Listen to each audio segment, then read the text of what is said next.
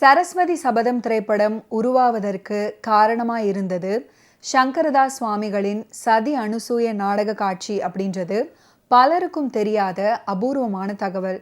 இந்த நாடக காட்சி தான் பின்னால சரஸ்வதி சபதம் அப்படின்ற பெயர்ல ஏபி நாகராஜன் கைவண்ணத்துல இன்னும் மெருகேறி வெளிவந்து மாபெரும் வெற்றியை தேடி தந்தது அப்படின்ற சுவாரஸ்யமான செய்தியை சாவித்ரி அவர்கள் பதிவு பண்ணியிருந்தாங்க. இந்த திரைப்படத்துல சிவகுமார் விஷ்ணு கடவுளாக நடிச்சிருப்பாரு. இந்த திரைப்படம் வெற்றிக்கு சிவாஜி கணேசன் மற்றும் ஜெமினி கணேசனின் நடிப்பு தான் காரணம். ஆனால் சிவகுமார் நடித்த விஷ்ணு கதாபாத்திரமும் ரசிகர்களிடம் ஓரளவுக்கு வரவேற்பை பெற்றது. அன்றைய காலகட்டத்தில் சிவகுமாருக்கு பெரிய அளவில் ஹீரோவாக நடிப்பதற்கு பட வாய்ப்புகள் கிடைக்கவில்லை. அதனால் அதிகமாக சிவாஜி அவர்கள் நடிப்பில் வெளியான கந்தன் கருணை, சரஸ்வதி சபதம், உயர்ந்த மனிதன், திருமால் பெருமை மற்றும் பாரத விலாஸ் ஆகிய படங்களிலேயே சிவகுமார் அவர்கள் நடிச்சிருந்தாரு. அன்றைய காலகட்டத்தில் சிவகுமார் வளர்ச்சிக்கு சிவாஜி அவர்கள் ஒரு முக்கிய காரணம் அப்படின்றது குறிப்பிடத்தக்கது. உலகில் உயர்ந்தது கல்வியா செல்வமா? போதுமா? செல்வ சிறப்பை இருவரும் கேட்டு புரிந்து கொண்டீர்களா? நாரதா, பயந்தவன் போல் நடிக்காது. இல்லை, விடவா கல்வியும் செல்வமும் சிறந்தது? உண்மையிலேயே வீரம் தானே சிறந்தது. அது குறைந்தால் தானே அயல் நாட்டா. செல்போன்ல படம் பார்க்கும் இன்றைய இளம் தலைமுறையினருக்கு ஒளிச்சித்திரம் பற்றி அவ்வளவாக தெரிஞ்சிருக்காது. ஒளிச்சித்திரம் அப்படின்னா ஒரு சினிமாவின் கதை வசனத்தை அப்படியே ஆடியோவாக மட்டும் கேட்பது. சினிமாவை தியேட்டரை தாண்டி மக்களுக்கு கொண்டு வந்தது பாடல்களும் ஒளிச்சித்திரமும் தான். ஒரு காலத்துல பாடல்களுக்கு நிகராக ஒளிச்சித்திரமும் வீதிதோறும் ஒளித்து கொண்டிருந்தது. வெளிவருகிற எல்லா படங்களுக்கும் ஒளிச்சித்திரம் வந்துவிடாது. பெரிய அளவில் வெற்றி பெற்ற, குறிப்பாக வசனங்கள் சிலாகிக்கப்பட்ட படங்களுக்கு மட்டுமே ஒளிச்சித்திர ரெக்கார்டுகள் வெளிவரும். ஆரம்பத்தில் ஒரு இசைத்தட்டின் ஒரு பக்கத்தில் ஒரு பாடல் மட்டுமே இருக்கும்.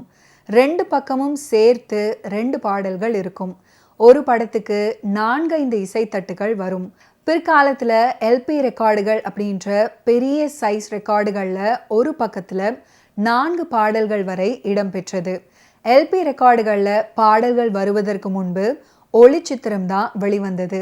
3 மணி நேர படத்தை 1 மணி நேர ஒளிச்சித்திரமாக மாற்றி கொடுப்பது அப்படின்றதே தனி பணிதான். அந்த பணியை படத்தின் எடிட்டரும் ஒளிப்பதிவாளரும் இணைந்து செய்வார்கள்.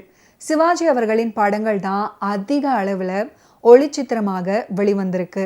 காரணம், அவருடைய படங்கள்ல தான் வசனங்களுக்கு பெரிய முக்கியத்துவம் இருக்கும். அதுவுமின்றி சிவாஜி அவர்களின் சிம்ம குரலை கேட்பதென்றால் தமிழர்களுக்கு அவ்வளவு ஆர்வம்.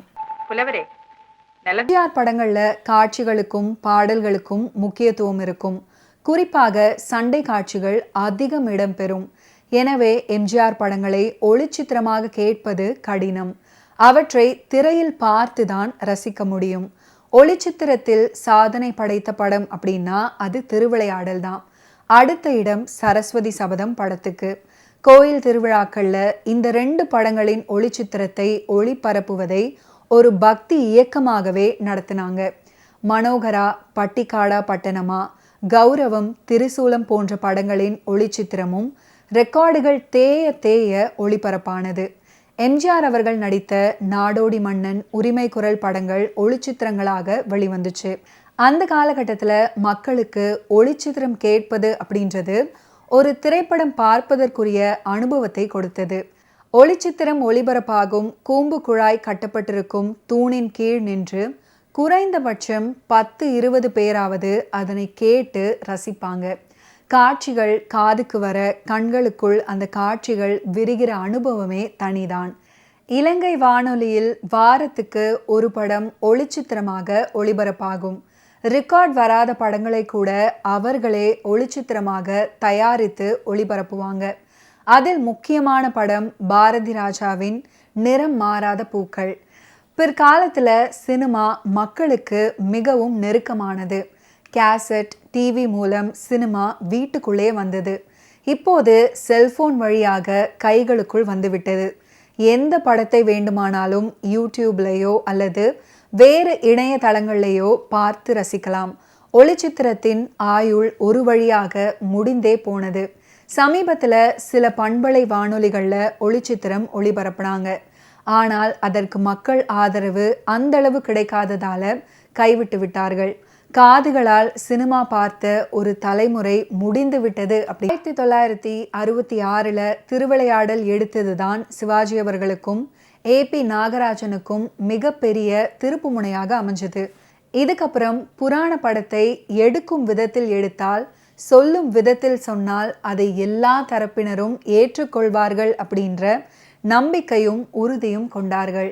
திருவிளையாடல் ஒளிச்சித்திரம் தமிழகத்தில் ஒளிக்காத ஆலயங்களோ திருவிழாக்களோ கிடையாது. 16mm திரையை வெட்ட வெளியில் கட்டி ப்ரொஜெக்டர் வைத்து திருவிளையாடல் ஒளிபரப்பினால் படத்தை பார்க்க ஏழூர் கூட்டமே வரும். இப்படியான வெற்றியை தொடர்ந்து 1966 சிவாஜி அவர்கள் ஏபி நாகராஜன் கூட்டணியில மற்றும் ஒரு படமாக வண்ண காவியமாக வந்ததுதான் சரஸ்வதி சபதம்.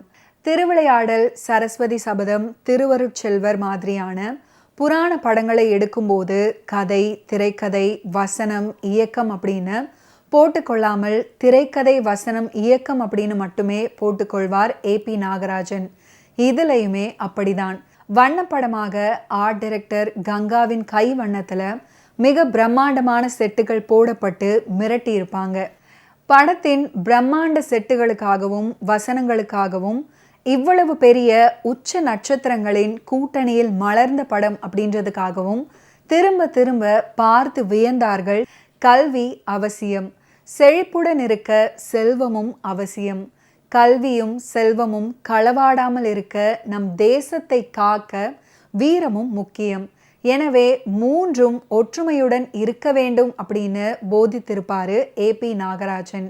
அதே வேளையில் படத்தில் டைட்டில் போடும்போதும் டைட்டில் முழுக்க கீழே வீணை இருக்கும். சரஸ்வதி, மகாலட்சுமி, பார்வதி தேவி மூவரும் சபதம் எடுத்தாலும் சரஸ்வதி சபதம் அப்படின்னு தான் படத்துக்கே பேர் வச்சிருக்காரு. எனவே கல்வியின் மகத்துவத்துக்கே முக்கியத்துவம் தந்திருக்காரு ஏபி நாகராஜன்.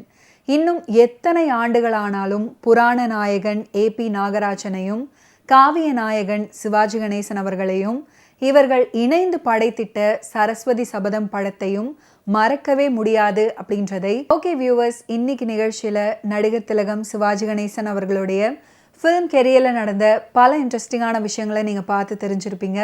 மீண்டும் அடுத்தடுத்த எபிசோட்ஸில் சந்திப்போம். நன்றி, வணக்கம்.